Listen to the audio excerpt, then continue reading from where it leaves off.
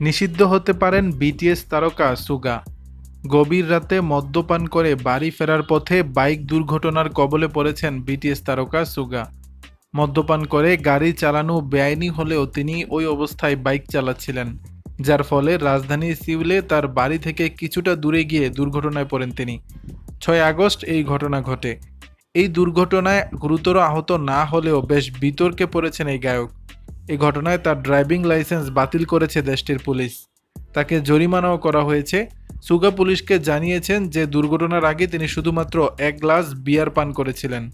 বিটিএসের প্রচারণা সংস্থা big hit entertainment প্রাথমিকভাবে দাবি করেন যে দুর্ঘটনার সময় সুগা একটি বৈদ্যুতিক কিকবোর্ড ব্যবহার করছিলেন।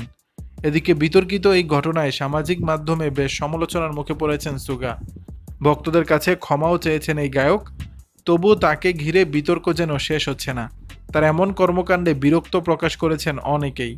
সম্প্রতি কোরিয়ান টিভি চ্যানেল কেবিএস জানিয়েছে এ চ্যানেলে নিষিদ্ধ হতে পারেন সুগা। পুলিশের তদন্তে দোষী প্রমাণিত হলে চূড়ান্ত সিদ্ধান্ত নিতে পারে চ্যানেলটি। দর্শক, বিষয়টি নিয়ে আপনাদের মতামত জানাবেন নিচের কমেন্ট বক্সে।